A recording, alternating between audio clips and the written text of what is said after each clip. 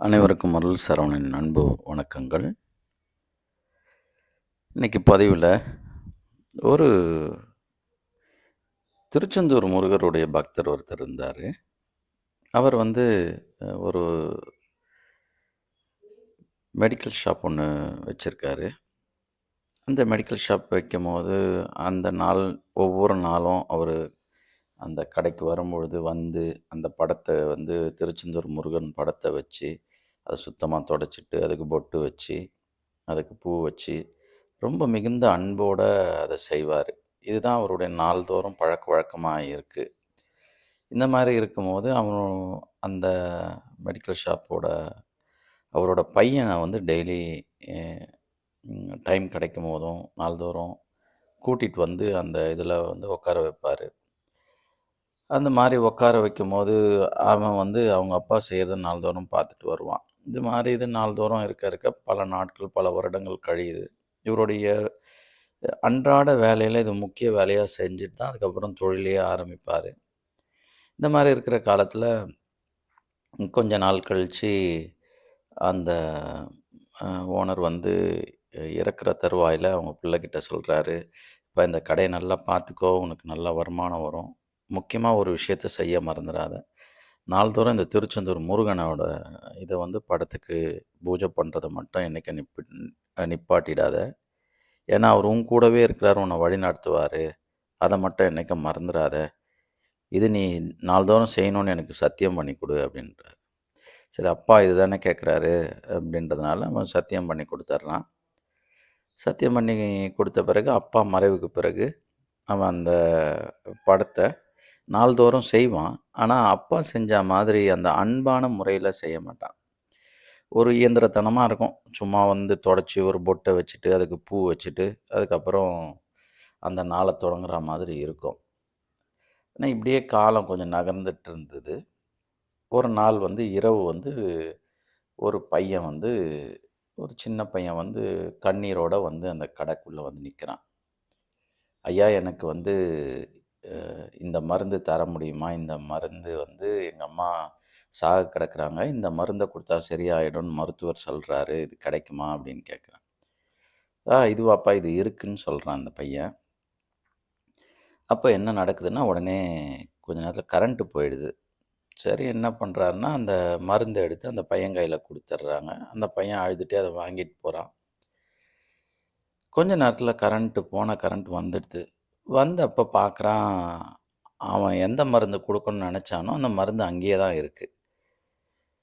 பார்த்தா அவன் ஏதோ மருந்தை கொடுத்துட்ருக்கான். என்ன மருந்து பார்த்தா அது ஒரு பூச்சிக்கொல்லி மருந்து. இப்போ தான் ஒருத்தர் அந்த சைஸு மருந்தை திருப்பி கொடுத்துட்டு கொஞ்சம் பெரிய சைஸாக வேணும்னு சொல்லி வாங்கிட்டு போனார். அதனால் அந்த மருந்து சைஸ் கலவை அது இருந்ததுனால அதை அங்கேயே வச்சுட்டு அதை அப்புறமா எடுத்து வைக்கலான்னு அவன் நினச்சான். ஆனால் அதுக்குள்ளே இந்த கரண்ட்டு போச்சு. அந்த பையன் வந்தான் கொடுத்ததுனால இவன் ரொம்ப பதறி போயிடுறான். ஐயோ, அந்த மருந்தை கொடுத்து அந்த தாயாருக்கு இறந்துட்டாங்கன்னா இந்த பெரிய இதுவாச்சே, என் வாழ்க்கையே போகுமே, என் மனசாட்சி என்ன இது பண்ணுமேன்னு சொல்லி ரொம்ப வருத்தப்படுறான்.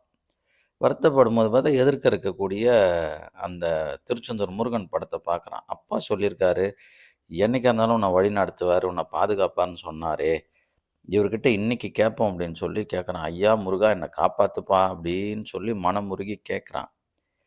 கொஞ்ச நேரத்துக்குலாம் அந்த போன பையன் ஒரு சேரோட வரான். ஐயா, என்னை மன்னிச்சிடுங்க, நீங்கள் கொடுத்த பாட்டில் நான் சேத்துல மழையினால் சேத்துல வழுக்கி விழுந்துட்டேன், பாட்டில் உடஞ்சிடுச்சு, நீங்கள் வேறு பாட்டில் எனக்கு கொடுக்க முடியுமா, வேறு மருந்து கொடுக்க முடியுமான்னு கேட்குறான். இவனுக்கு தூக்கி வாரி போட்டுச்சு. அப்படியே கண்ணீர் மல்க அந்த உண்மையான மருந்தை எடுத்து அந்த குழந்தை கையில் கொடுத்துட்டு இவன் முருகரை பார்த்து முருகருக்கு நன்றி தெரிவிக்கிறான்.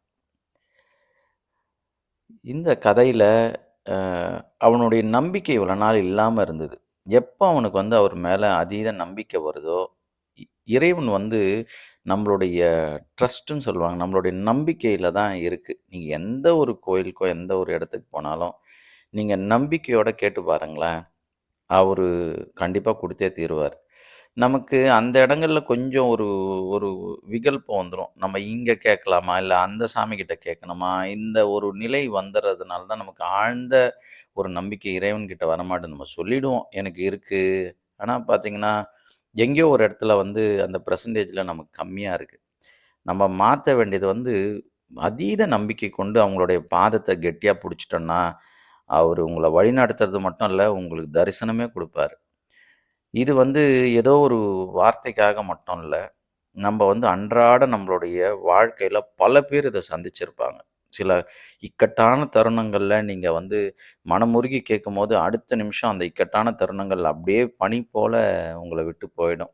பார்த்தீங்கன்னா, போன வாரமோ, போன மாசமோ, நேற்றைய தினமோ ரொம்ப ஒரு மாரி கடினமா இருந்த நாள் இன்னைக்கு இலகுவாயிட்டு இருக்கும். அப்போ இறைவன் இருக்காரு தானே! நம்மள அந்த முருகன் வழி நடத்துறாரு தானேன்ற அந்த நம்பிக்கை வந்து நமக்கு இன்னும் அவரு கூட நம்ம நெருங்கறதுக்கான யுக்திய குடுத்துரும். அதனால, அந்த முதல்ல அந்த மெடிக்கல் ஷாப் ஓனருக்கு அந்த நம்பிக்கை வந்து அதீத நம்பிக்கை. அதே மாதிரி நமக்கு நம்பிக்கை ரொம்ப ஸ்ட்ராங்கா வந்ததுன்னா, நாள்தோறும் உங்கள வழிநடத்துவாரு. இந்த முருகர் என்னைக்கும் நம்மள கைவிட மாட்டார். வாழ்த்துக்கள். வாழ்க வளமுடன். இந்த பதிவு புடிச்சிருந்தா, உங்க ஃப்ரெண்ட்ஸுங்களுக்கெல்லாம் ஷேர் பண்ணுங்க. நன்றி, நன்றி, நன்றி.